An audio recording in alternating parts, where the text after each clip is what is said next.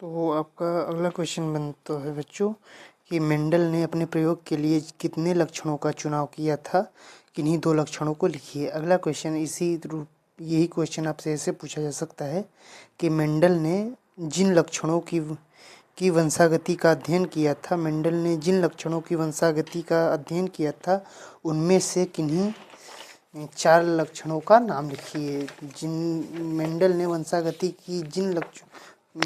वंशागति का अध्ययन जिन लक्षणों पर किया था, या मेंडल ने जिन लक्षणों की वंशागति का अध्ययन किया था, उनमें से किन्हीं 4 लक्षणों का नाम लिखिए। ये ऐसे भी पूछा जा सकता है बच्चों कि मेंडल के द्वारा मटर के पौधे में अध्ययन किए गए किन्हीं 2 अप्रभावी तथा प्रभावी लक्षणों के नाम लिखिए। इसे ऐसे भी बोला जा सकता है बच्चों कि मेंडल द्वारा मटर के पौधे में अध्ययन किए गए 7 विपर्यासी विशेषकों पर एक संक्षिप्त टिप्पणी लिखिए या एक टिप्पणी लिखिए। इसे ऐसे, अब आपका अगला क्वेश्चन बनता है बच्चों, ये 7 लक्षणों से रिलेटेड ऐसे क्वेश्चन बन सकता है आपका।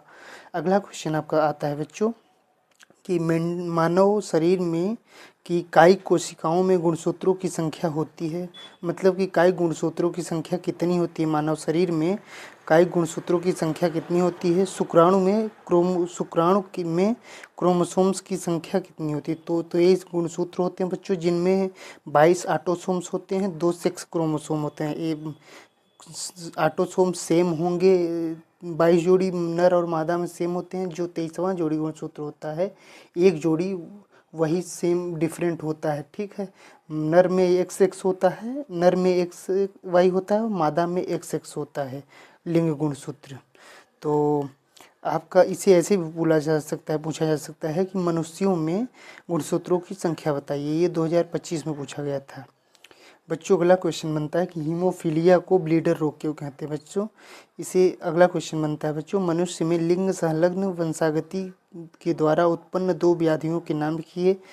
अच्छा, इसे ऐसे भी बोला जा सकता है बच्चों कि मानव में किन्हीं 2 लिंग संलग्न रोगों के नाम लिखिए। तो वर्णांधता और हीमोफीलिया 2 लिंग संलग्न रोग हैं।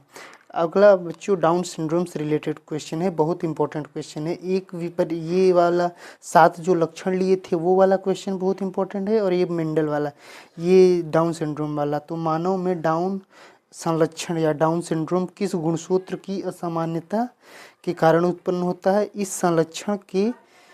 संलक्षण के गुणसूत्रों की कुल संख्या लिखिए।